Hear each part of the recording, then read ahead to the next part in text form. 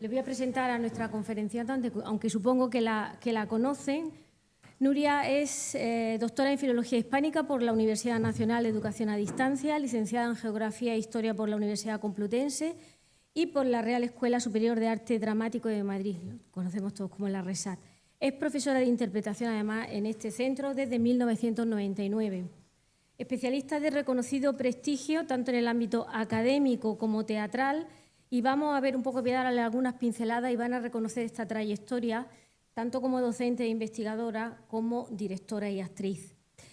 Ha impartido docencia en el Departamento de Lengua y Literatura Romance en calidad de asistente del profesor Francisco Márquez Villanueva en la Universidad de Harvard, si no estoy yo equivocada. En 2019, como profesora visitante en la Facultad de Teatro de la Universidad de las Artes de Corea del Sur, imparte interpretación en su máster y dirige La vida de sueño en lengua coreana. En 2020, también como profesora visitante de español y portugués en la Universidad de Wisconsin-Madison, crea el docudrama titulado Empeños, que trata sobre los efectos de la pandemia del COVID y la imposibilidad de representar la comedia de Sor Juana Inés de la Cruz, Los empeños de una casa. En España, durante más de 2 décadas, ha investigado sobre la interpretación del teatro de Calderón y la escenificación de sus textos. Participa como autora en 2 libros colectivos dedicados a la interpretación titulados Actores y actuación, que publicado en 2006, y Geografía de la actuación en 2020, ambos en la editorial Fundamentos.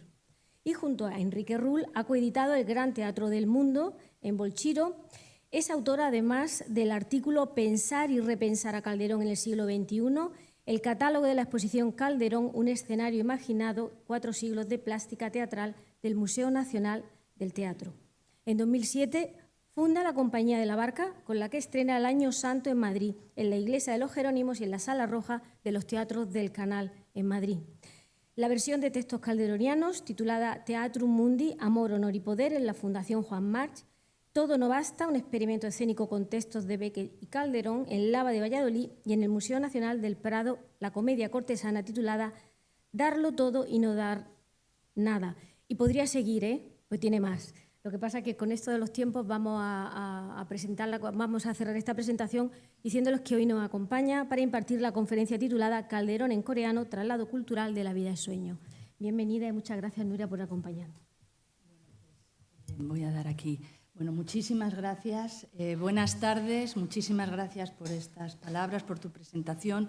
Muchísimas gracias a María y a la Universidad de Almería por la invitación para participar en estas jornadas en las cuales me estreno y por lo tanto estoy pues un poco nerviosa, ¿no? Pero bueno, espero que podamos o que pueda un poco compartir lo que vengo a contar, ¿no? Les confieso que estoy muy ilusionada por estar hoy aquí con ustedes. En esta edición dedicada a las recuperaciones, adaptaciones y reinterpretaciones del teatro del siglo de oro, voy a hablar de mi experiencia personal con la recuperación y reinterpretación escénica del teatro de Calderón de la Barca. Y muy concretamente les hablaré de la escenificación en coreano de su obra La vida de sueño en la Universidad de las Artes de Corea del Sur, en Seúl, en el año 2019. Bueno, voy a empezar ilustrando lo que es, ¿no? Pues aquí estoy yo con mi abanico y me voy a este lugar con este otro abanico y logramos este abanico, ¿no? Para contextualizar la experiencia de este juego de magia de abanicos, comenzaré haciendo una breve presentación de mi trabajo con el teatro de Calderón de la Barca, principalmente en el ámbito investigador y también artístico-pedagógico.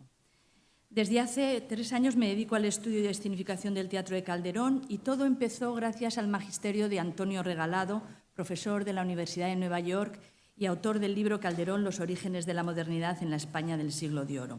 Él fue quien me contagió la pasión por su teatro y apadrinó la fundación de la Compañía de la Barca en el año 2007, siendo su asesor literario.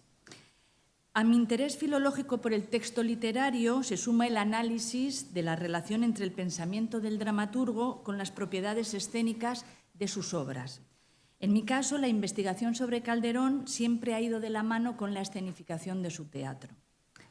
Esta actividad se ha desarrollado principalmente en un contexto académico y artístico como es el de la RESAD, que como has dicho soy profesora desde el año 1999, pero bueno, también antes cuando fui estudiante de dirección de teatro en la Universidad de Harvard, donde escenifiqué mi primera obra como directora, que fue La Dama Duende o The Phantom Lady, traducida por Edwin Honig, el poeta y traductor norteamericano. Posteriormente también he dirigido diferentes obras con la Compañía de la Barca y, bueno, es una obra, un proyecto muy personal y tal vez por eso inestable y un tanto a mi pesar alejado de los circuitos profesionales o profesionalizados, pero que se dedica a la investigación, al estudio y a la puesta en escena de algunas piezas de su teatro en contextos, pues digamos, muy específicos, ¿no? Por ejemplo, este es el caso del auto sacramental titulado El Año Santo en Madrid, que se representó en la Iglesia de los Jerónimos y luego en los teatros del Canal con motivo de la Jornada Mundial de la Juventud Madrid 2011. Y luego la representación cortesana de la obra Darlo y todo no dar nada en el contexto de una exposición de pintura en el Museo del Prado, ¿no? Una exposición que se llamaba Velázquez y la familia de Felipe IV. Bueno, con esto la compañía intentaba recuperar obras que no habían sido representadas, poco conocidas, y sobre todo se destacaba su dimensión espiritual, política y patrimonial, ¿no? Sin duda, es en la RESAD donde con mis alumnos de interpretación he desarrollado una forma personal de interpretar a Calderón. Mi investigación se ha centrado en la técnica actoral adecuada para encarnar su teatro y en la plasmación de los conceptos de este teatro con la puesta en escena. Con diversas promociones de alumnos de tercer curso de interpretación he realizado numerosos talleres de prácticas actorales sobre Calderón y a menudo he refundido o he escenificado una serie de refundiciones de escenas procedentes de distintas obras calderonianas. Y estas difieren cada año según sea el grupo de alumnos o según sea el tema que me interesa abordar, ¿no? Pues para que se hagan una idea, por ejemplo, las concordancias y diferencias entre la tragedia sagrada y la tragedia profana de Calderón, el tema del honor y la diversidad de sus enfoques según sea el género dramático elegido por el dramaturgo, por ejemplo, también la técnica del enredo como fundamento de su teatro, etcétera, etcétera. Por supuesto, a lo largo de los años y en sucesivas refundiciones, escenas de La vida es sueño se han relacionado con obras como La hija del aire, El médico de su honra, La gran cenobia, El alcalde de Zalamea, etcétera, etcétera. También en la RESAD, con alumnos de tercer y cuarto curso, he dirigido un buen número de espectáculos de gran formato. Por ejemplo, como algo novedoso, escenifiqué una versión propia titulada El delito mayor, que consistía en 2 espectáculos creados a modo de díptico teatral y en el que se confrontaban los textos trágicos de Calderón con los de Samuel Beckett. Una selección de escenas de La vida es sueño se sucedían junto a obras de El médico de su honra, Tres justicias en una, El mayor monstruo los celos, La sibila del oriente y los autos sacramentales La torre de Babilonia y La vida es sueño.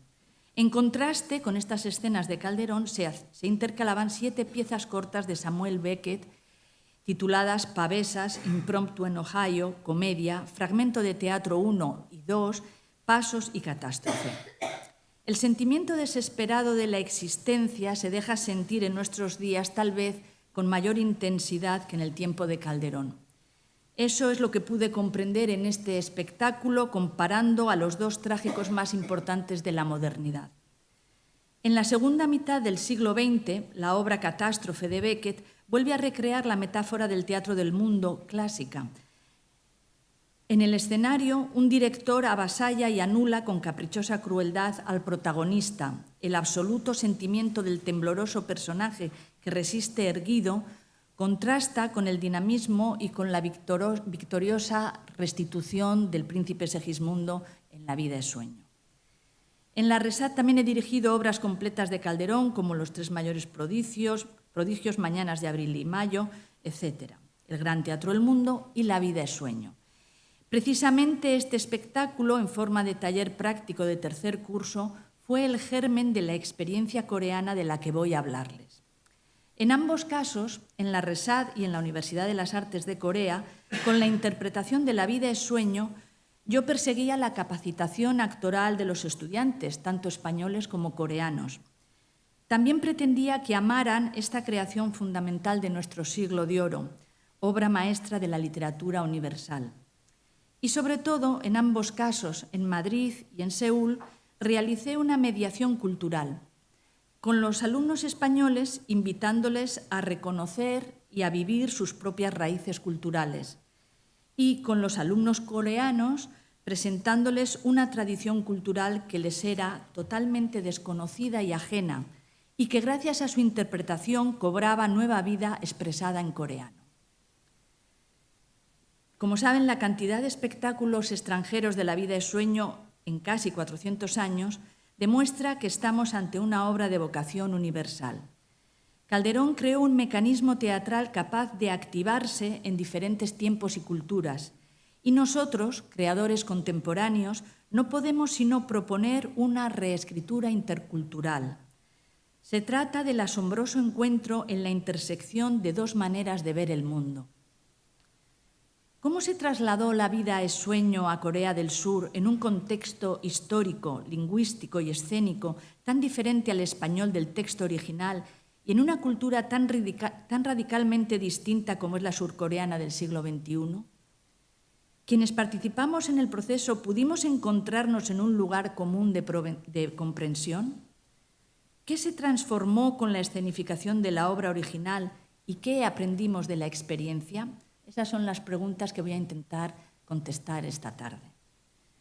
Las dos primeras preguntas, y en buena medida también la tercera, están profundamente relacionadas. Y les adelanto que, en síntesis, creo que aprendí que la respuesta radica esencialmente en la capacidad de escucha y atención. Primero, y quizá especialmente, de aquel que trae el mensaje que se ha de traducir. Tendrán que perdonarme que para expresarme lo más acertadamente posible no encuentre aquí otra vía que relatar detalles de mi experiencia personal de aquellos 6 meses maravillosos, pero de duro trabajo en Seúl. Me trasladé con mi familia, mi esposo y mi hija, que cumplió allí los 11 años.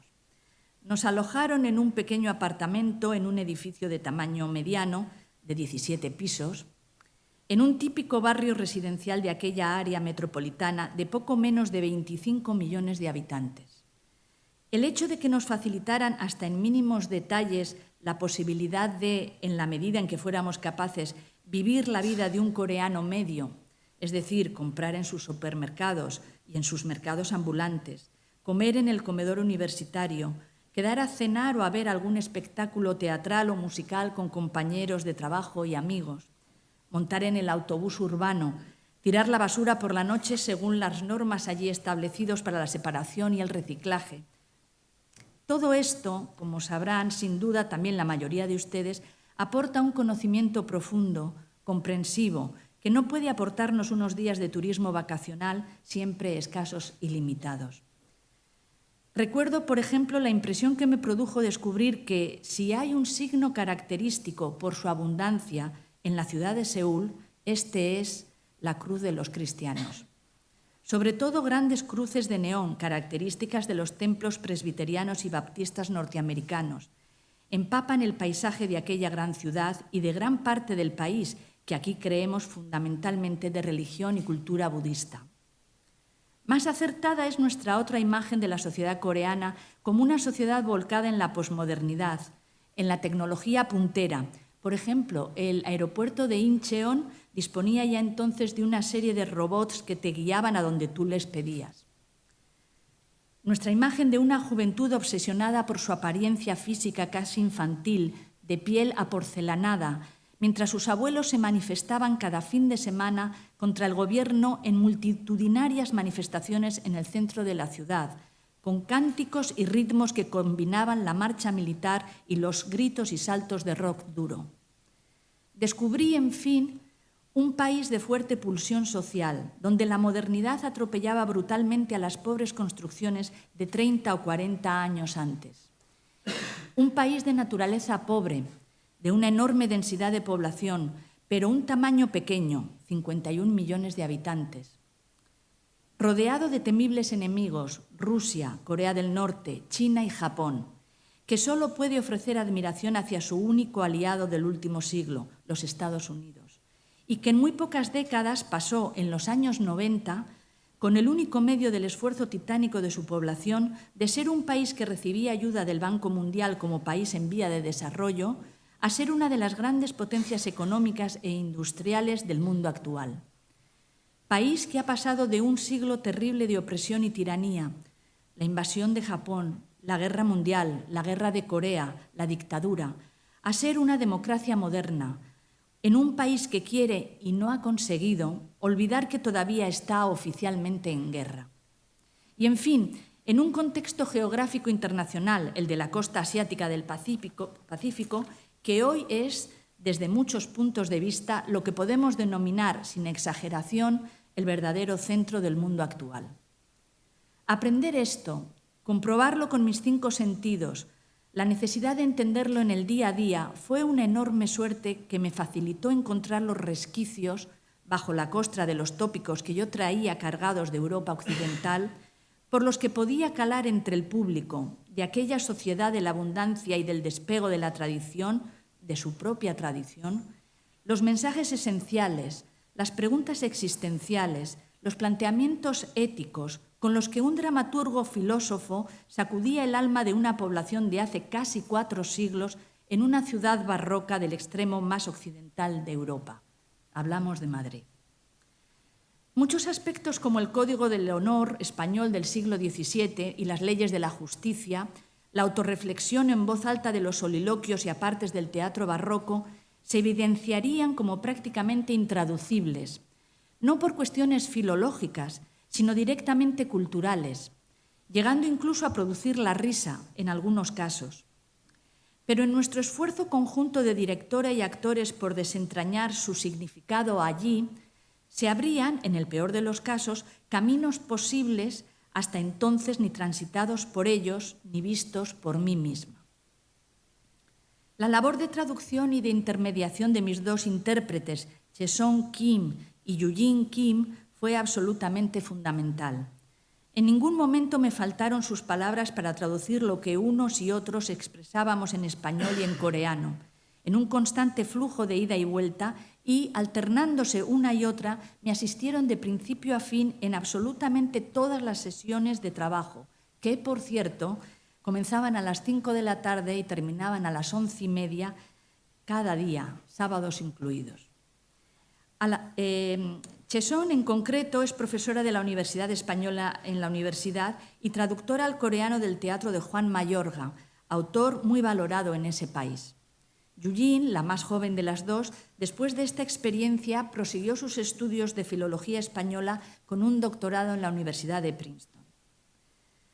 Aún más importante fue el papel del profesor de la Facultad de Teatro en la Universidad de las Artes y director teatral Chun Sik-seo, quien 2 años antes había pasado un año sabático en la RESAD asistiendo a cada sesión del taller que impartí precisamente sobre la vida y sueño. Él me propuso hacer este mismo trabajo con los alumnos coreanos. Desde su conocimiento de la cultura española por haber estudiado arte dramático en la RESAD de Madrid y desde su aprecio por el Teatro de Calderón por haber escenificado en Seúl en el año 2010 El alcalde de Zalamea en coreano, el profesor Chun Sik-seo ha sido un eficaz valedor del teatro calderoniano y de la cultura española en su país, y en esta ocasión fue el gran traductor de mis necesidades en la Universidad de las Artes. Al recordar ahora con profundo agradecimiento a estas personas que he mencionado, no puedo sino reparar en que coincidíamos en un esfuerzo común por comprender y hacernos comprender unos a otros. En el fondo, no es un esfuerzo distinto del que vengo realizando con mis alumnos españoles. En uno de esos talleres de la RESAD de los que hablaba antes, de los que les hablaba, trabajaba con Vicente Fuentes, el profesor de voz, por muchos años asesor de la Compañía Nacional de Teatro Clásico. Estábamos inmersos en la comedia cortesana de Calderón titulada La señora y la criada. Seguíamos analizando el texto porque la comprensión del verso barroco siempre es el gran obstáculo para la interpretación de las obras del siglo de oro. Todos nos esforzábamos porque las palabras de Calderón se convirtieran en habla y en acción. Vicente Fuentes compartió entonces una idea luminosa. Somos extranjeros de nuestra propia lengua. Creo que todos los que tenemos experiencia con el teatro del siglo de oro podemos estar plenamente de acuerdo con él. Yo, desde luego, lo estoy. Pero no solo eso, sino que doy un paso más allá y afirmo, somos extranjeros en nuestra propia cultura. Por eso, gran parte del trabajo que hago con mis alumnos y actores consiste en un esfuerzo por la comprensión de la cultura del barroco y su impacto aún hoy en nuestra vida. El extrañamiento que sentimos ante la difícil comprensión del teatro barroco provoca un vértigo difícil de apaciguar. Muchas veces, aún sin ser conscientes de ello, nos refugiamos cómodamente en convenciones indiscutidas para interpretar este tipo de teatro. Otras veces, de la incomprensión que nos provoca la obra del pasado, brota un extraño deseo de ocultar lo que atribuimos como sus errores, sus carencias, sus imperfecciones. Por mi parte, nunca he caído en la tentación de mejorar la obra original de Calderón, como era común en el periodo neoclásico y a veces sigue siendo normal o ocurriendo aún en nuestros días. Y bien al contrario, desoyendo a los prejuicios de mi época, que también son los míos, jamás he tenido miedo a la violencia anacrónica del mensaje calderoniano, imponiendo otro mejor, políticamente correcto o, digamos, menos comprometedor en el presente. En el abismo de su teatro siempre nos enfrentamos al padecimiento y al logro humano de la existencia. Con estas ideas he querido desarrollar las cuestiones que les formulaba al comienzo, las dos preguntas primeras. Ahora voy a intentar contestar a la tercera pregunta. ¿Qué se transformó con la escenificación de La vida es sueño en coreano y qué aprendimos con la experiencia? La reinterpretación de La vida es sueño en la Resat en la primavera de 2018 sin duda influyó en la que hice en Seúl durante el otoño e invierno de 2019. Aunque los aprendizajes de esta experiencia fueron distintos y únicos en cada caso, el punto de partida tenía cosas en común. Ambas se iniciaron con similares ideas sobre la obra de Calderón, aunque algunas se demostraron ineficaces en Corea, porque esas ideas proceden de mi estudio continuado sobre la obra calderoniana. Y en ambas experiencias se intentó aplicar similar metodología de aproximación al texto barroco y del trabajo con los actores. Empezaré explicando en qué consiste esta metodología de acercamiento al teatro en verso de Calderón. Pero antes conviene decir que el espectáculo teatral es una realidad coyuntural, efímera y muy inestable. Es resultado de un proceso compuesto por sucesivas adaptaciones. La adaptación del texto literario original responde a la necesidad de expresar eficazmente la idea del espectáculo, es decir, del futuro texto escénico expresado en acción, de forma plástica y sensorial. La escenificación, y muy especialmente la del teatro clásico, siempre es una reinterpretación del texto original. Parafraseando a la directora y pedagoga teatral norteamericana Anne Bogart, el hecho teatral nace de la violencia de una elección. El análisis del texto literario no solo es la premisa previa para llevar a cabo la reinterpretación de la obra y la adaptación de su texto original. También es una parte primordial del trabajo con los actores.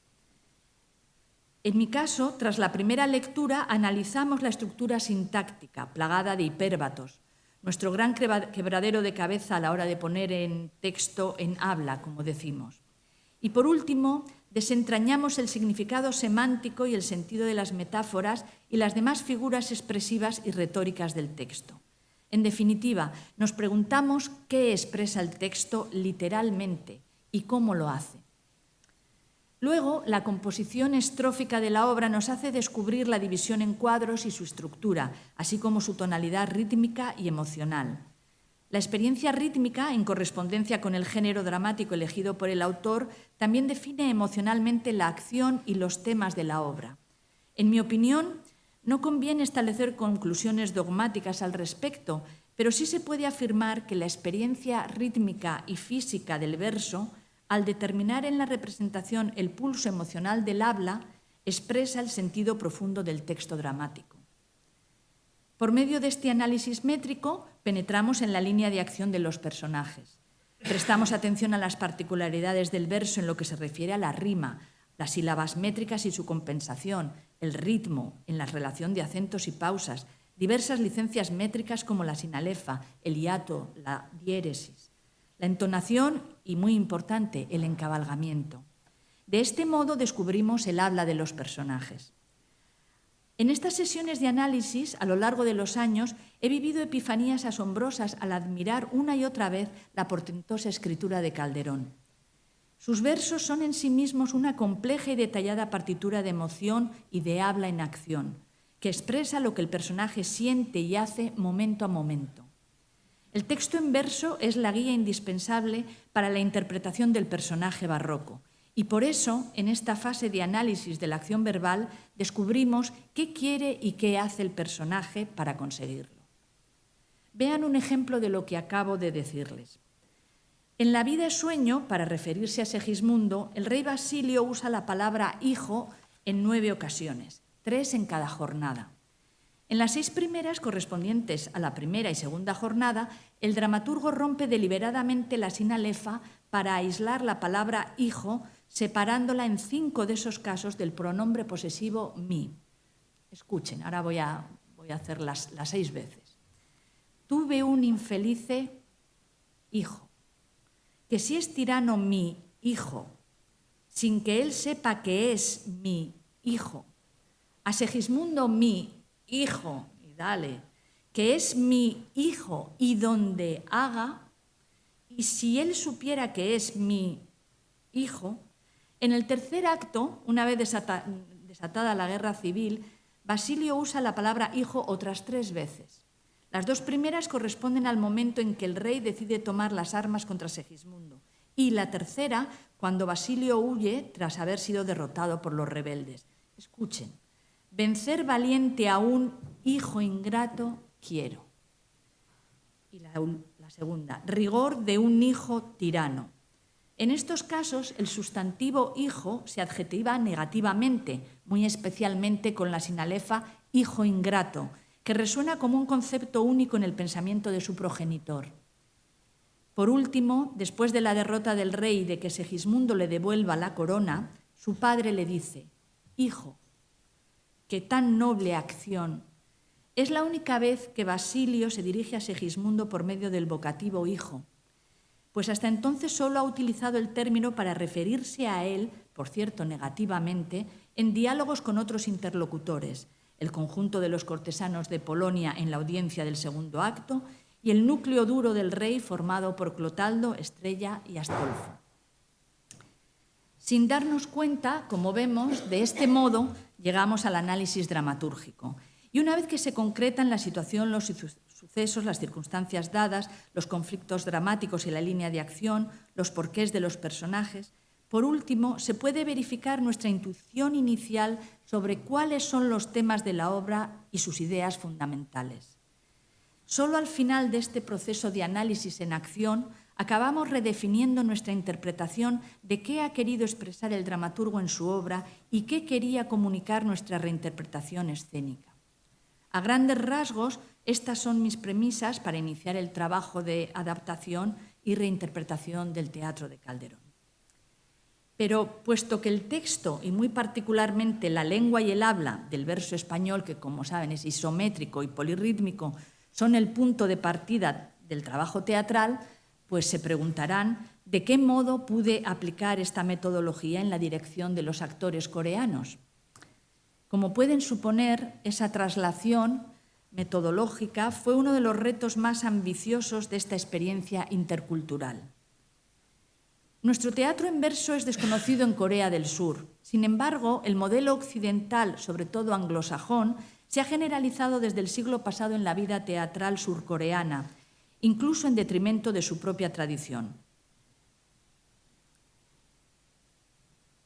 En cuanto al teatro clásico occidental en ese país, consiste mayormente en las reescrituras en coreano de las grandes tragedias griegas y, por supuesto, Shakespeare, algo que puede deberse a la intensa relación internacional de la República de Corea con los Estados Unidos tras la guerra, contexto que sin duda también ha incluido en la formación en el extranjero de los pedagogos teatrales, ha influido a los dramaturgos, a los artistas y al público teatral en general. El teatro del siglo de oro español es allí un fenómeno prácticamente desconocido y su representación se restringe por lo general a ámbitos académicos y a ocasiones especiales. A diferencia de lo que pasa en España, el teatro de Calderón tiene mayor difusión que el de Lope de Vega o el de cualquier otro dramaturgo de su escuela y, por supuesto, La vida es sueño es su obra más conocida. Entre las traducciones al coreano existentes, con el asesoramiento de Jason y Chun-sik, elegimos una del año 2011 realizada en verso libre. Creímos que esta era la solución intermedia entre una traducción en verso, demasiado antigua, y otra más moderna en prosa. Si bien con esta versión en verso libre se perdía la riqueza polimétrica, siempre rimada, de la versificación española original, por otro lado se simplificaba la comprensión del texto y la reinterpretación de los actores. Además, se simplificaba la comprensión del texto y la interpretación de los actores que, además, carecían de experiencia con este tipo de actuación. La traducción en verso libre favoreció la recepción de los espectadores, quienes pudieron disfrutar una sonoridad de su propio idioma que, comparada con el realismo, creaba una forma de hablar extraña, pero que transmitía una verdad escénica nada convencional y sorprendentemente hermosa y comprensible. En este contexto tomé la decisión de cortar 253 versos del texto original, principalmente de los extensos monólogos y de distintos pasajes complicados de transmitir, porque consideré que en esta ocasión podíamos prescindir de esos versos sin que se resintiera gravemente la reinterpretación de la obra. Con el texto final, pese a las restricciones impuestas por el verso, mi dirección perseguía la organicidad de los actores, sin renunciar al poder evocador y activador de la métrica original de Calderón, lo que les he comentado previamente.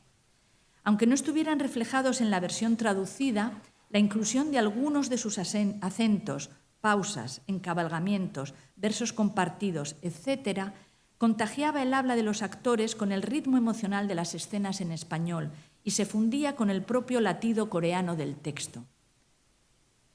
Quiero compartir con ustedes algo asombroso que ocurrió en los ensayos en varias ocasiones y que demuestra, por un lado, la dificultad para traducir los conceptos del texto calderoniano a otro idioma, en este caso el hangul, y por otro, la utilidad del método de acercamiento al texto dramático que les he descrito previamente. Gracias a ese trabajo previo hecho en Madrid, durante los ensayos en Seúl yo podía saber en qué preciso verso discurría la acción del actor porque reconocía en su habla las intenciones del texto. A veces corregía a algún actor porque su intención no se ajustaba a lo que supuestamente estaba diciendo y, a pesar de las instrucciones, cuando volvíamos a ese determinado pasaje, el actor cometía la misma inexactitud. Así unas cuantas veces. Entonces yo, sin entender qué pasaba, preguntaba a Cheson o a Yujin si habían transmitido mi petición al actor, cosa que ellas aseguraban haber hecho. Y maravillosas como eran las dos, insistían. Era evidente que el actor se esforzaba en dar sentido a las palabras que se le estaba solicitando, pero no había forma. La intencionalidad del texto sonaba desajustada. Entonces pedí a mis traductoras que me dijeran en español cuál era el significado exacto del pasaje en cuestión y, al fin, descubríamos con alivio que todo se debía al error en la traducción de algún concepto y metáfora de Calderón que cambiaba el sentido de la frase. Seguía entonces un intenso diálogo entre nosotras para encontrar la expresión coreana más exacta posible. Con el cambio de la traducción del texto, la interpretación del actor volvía a ser orgánica y las intenciones de su habla fluían acorde a la acción. Con este ejemplo, les quiero decir que el conocimiento profundo de la obra es imprescindible para su reinterpretación. Y con estos ejemplos que les he dado, les quiero hablar de las adaptaciones que fueron sucediéndose y de su increíble eficacia en aquel contexto intercultural. La otra brújula que me sirvió para mantener el rumbo en este proceso de recreación y de reescritura escénica fue la comprensión de los temas de la obra de Calderón y su traslado a la sensibilidad coreana. Temas fundamentales como la libertad humana, la fiabilidad del conocimiento y, concretamente, el ansia de certeza absoluta que caracteriza nuestra época, son ejes esenciales de La vida es sueño. Calderón desarrolla esta temática en el contexto cultural del siglo XVII español, conformado por la herencia clásica, la filosofía griega y medieval, el catolicismo y el naciente pensamiento científico de la modernidad. Pero este desarrollo es perfectamente traducible al lenguaje desasosegado de la sociedad global del siglo XXI, en cualquiera de sus idiomas. En las sucesivas reinterpretaciones de La vida es sueño de aquellos talleres con mis alumnos, de las que les he hablado, había profundizado principalmente en dos temas interrelacionados entre sí, la libertad y el conocimiento. Respecto al tema de la libertad, la rebeldía contra la nada de Segismundo se iguala a la pulsión de otros personajes a quienes Antonio Regalado denominaba presos metafísicos del teatro de Calderón. Segismundo duda de su conocimiento, vive en el mundo real, sueña, alucina, y en cualquiera de esos casos, ¿cómo puede distinguir cuándo vive realmente y cuándo no? Tal vez esto es lo peor de todo, ¿no? Incapaz de afirmar su propia existencia, Segismundo está condenado a la alienación más absoluta. Pero he aquí el salto prodigioso del personaje y cómo logra redirigir su destino. Segismundo se aferra a una hipótesis. Lo importante no es qué es la vida, sino cómo vivirla. Y por eso, venciéndose a sí mismo, decide obrar bien. Esta elección libre fundada en el deseo de seguir siendo y en un conocimiento intuitivo del bien da paso al verdadero renacimiento del príncipe. Segismundo se convierte en un ejemplo moral para cualquiera de nosotros. En la cultura coreana, históricamente influenciada por el confucianismo y actualmente sobre todo por el cristianismo, la renuncia personal de Segismundo, cuando en su encuentro del tercer acto respeta a Rosaura y luego a su padre, el rey Basilio, coincide con un modo de entender la relación individuo-sociedad que ensalza el sacrificio individual por el bien común. Pude comprobar cómo este tema impactaba a estos jóvenes actores coreanos. Por un lado, porque ellos experimentaban el peso del deber propio de su cultura. Para que se hagan una idea, todos los varones surcoreanos cumplen obligatoriamente 2 años de servicio militar. Y, por ejemplo, el estudiante que interpretaba a Clotaldo, pese a su juventud, tenía el rango de capitán. En el otro extremo, algunos de estos jóvenes parecían simpatizar con la moda juvenil de estética frágil y aniñada, aparentemente muy alejada del compromiso social y del posible ejemplo moral de Segismundo. En realidad, tras esa apariencia suave, también se sentía la dura presión de una sociedad hiperproductiva. Uno de los debates más intensos sobre la obra suscitado entre los actores y todo el equipo fue el castigo de Segismundo al soldado rebelde. Todos menos yo se posicionaron en contra. La obstinada crítica general a este desenlace y que yo a mi vez me obstinara en mantenerlo, nos hizo debatir largamente hasta tender puentes de comprensión. A mí, personalmente, me obligó a detenerme en este episodio concreto, que muchas veces acaba suprimiéndose y, cuando no, pasa de largo como si quisiéramos quitárnoslo de encima cuanto antes. Y me obligó también a detallar milimétricamente la secuencia de acción que justifica el castigo y, gracias a él, la idea de Calderón. La regeneración de la justicia y el derecho que comienza con el reinado de Segismundo no puede fundarse en la prevaricación. El tema de la libertad también está ligado al del conocimiento, muy propio del barroco y muy expresamente del teatro de Calderón. Frente a la imposibilidad de Segismundo de alcanzar un conocimiento cierto, se contrapone el ansia de certeza absoluta de Basilio, tan propio de la modernidad. El rey, con fama de sabio y prudente, es, en realidad, un tirano. El conocimiento pseudocientífico de Basilio encubre su ansia de control absoluto sobre lo contingente y, en relación a su hijo, sirve de coartada para avasallar vengativamente la ley natural y la legalidad vigente. El texto original de Calderón sitúa el argumento de la obra en un tiempo indefinido, aparentemente de la Edad Media, y en una Polonia recreada y sugerida. En nuestra reinterpretación de La vida es sueño en la RESAD y luego en la Universidad de las Artes de Corea del Sur, la acción se desplazó a un tiempo futuro indeterminado, como si se tratase de una distopía científica que combinaba rasgos del pasado con otros propios de las sociedades tecnológicas del siglo XXI. El personaje de Basilio tenía una especie de alter ego, un androide a modo de asistente personal. Esta decisión afectó a la interpretación dual del personaje, por el actor que hacía de Basilio y por la actriz que hacía de su androide.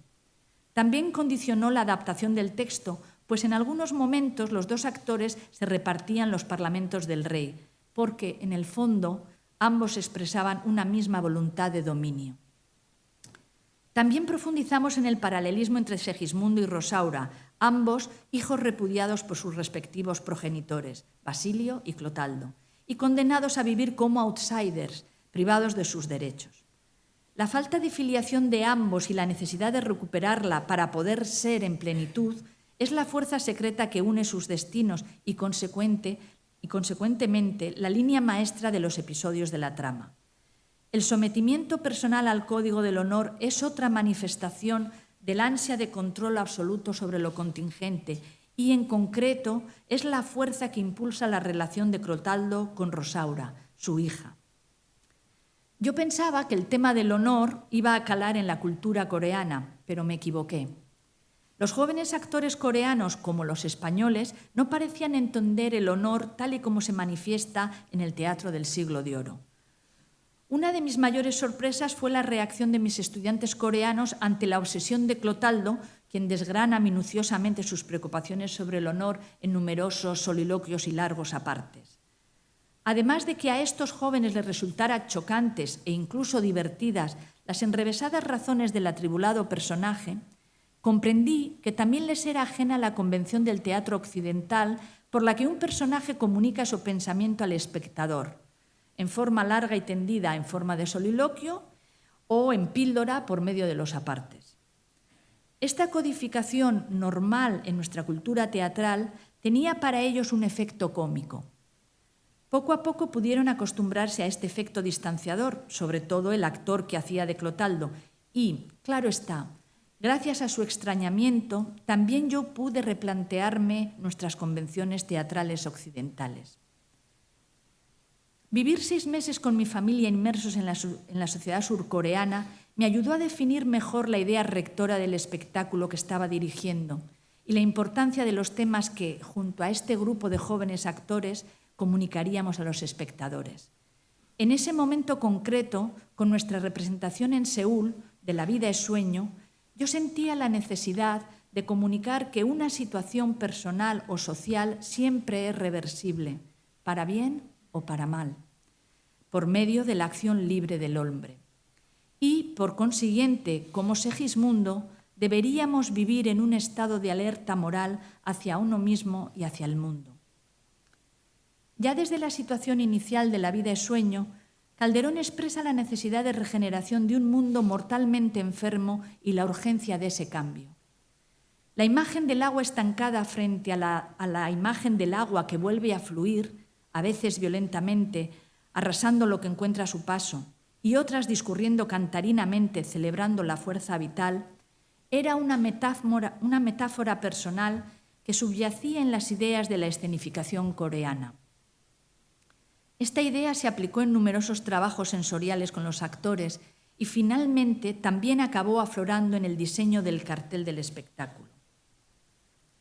Otra de las ideas escénicas de aquella puesta en escena consistía en potenciar la dualidad entre el mundo supertecnológico, frío y duro, saturado de imágenes por medio de proyecciones de la corte de Polonia, y el mundo matérico, monocromo, de la torre y sus aledaños, inspirado para mí en las creaciones del artista alemán Ansel Kiefer.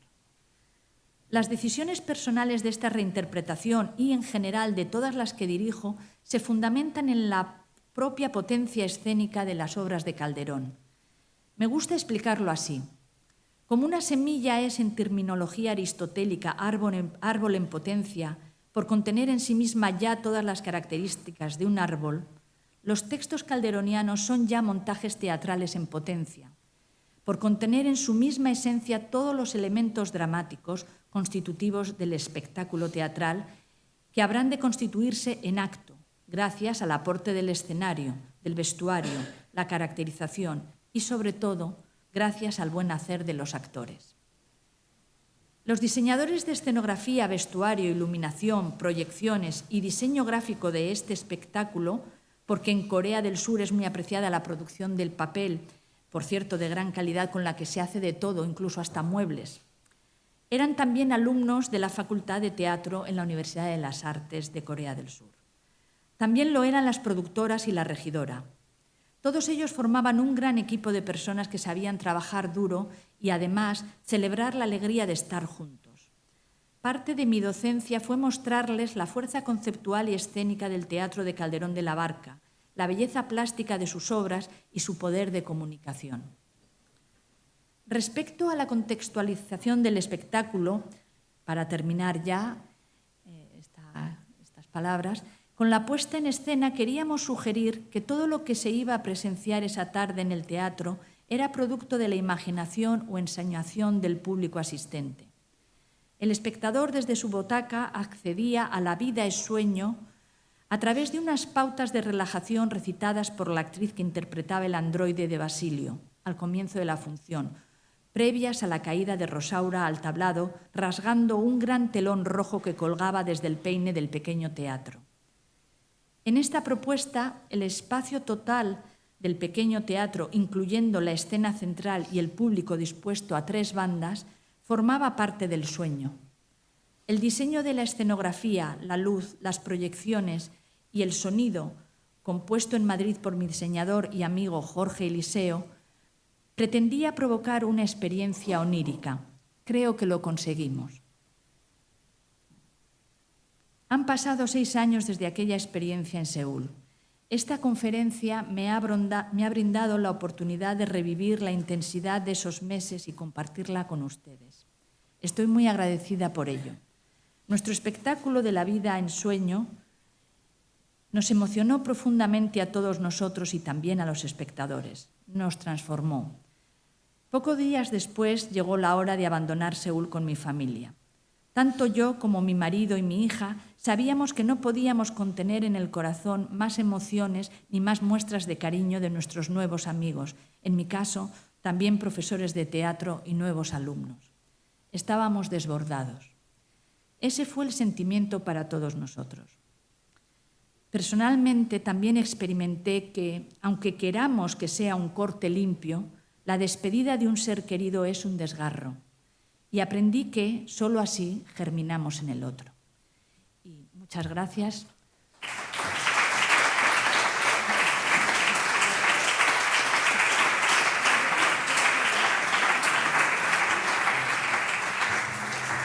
Yo creo que como todavía no han llegado los actores, vamos a aprovechar estos minutitos a ver si hay alguna pregunta. Por ahí. Quería saber de qué persona quién se encargó la traducción de la obra, si se le dieron algunas pautas, por ejemplo, para un tecnicismo o arcaísmo de la época, si había que hacerlo una traducción lo más fiel posible, manteniendo sus términos, o se cogía una palabra del coreano lo más parecida posible. Gracias. Bueno, la traducción estaba hecha. De hecho, la he traído, lo voy a enseñar.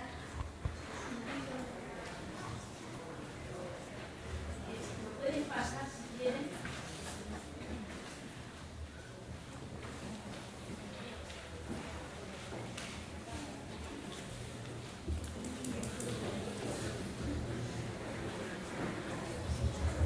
La traducción estaba hecha y estaba publicada.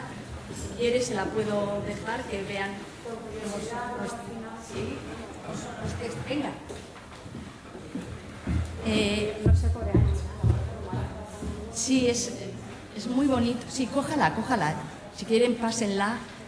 Es muy bonito porque se ve el texto, se ve este idioma, el hangul tan maravilloso, y nosotros no tuvimos que, lo que he relatado, ¿no? Que había veces en los que sentíamos que una palabra o una expresión no lograba de cuajar en la interpretación de los actores y descubríamos, claro, que había algún término o alguna expresión que realmente cambiaba realmente el sentido de la frase, ¿no? Pero es que, claro, hay que comprender que es que el lenguaje de Calderón es extremadamente complicado en todas sus imágenes, metáforas, conceptos, etcétera, ¿no? Entonces, no sé quién es el traductor, pero bueno, puedo...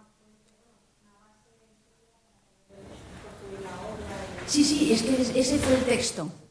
O sea, realmente, salvo estos cambios en la adaptación que hice de reducir el número de versos, distribuir algunos textos entre algunos actores y, fundamentalmente, esos cambios, fue el texto que se usó.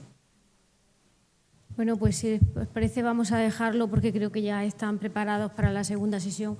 Muchas gracias, Nuria, porque yo creo que realmente fue un ejercicio de valentía esos 6 meses en Corea y lo que además revela también es la necesidad de conocer en profundidad la obra para enfrentarse a ese reto, ¿no? de hacer una adaptación y hacer una reinterpretación cultural. Muchas gracias.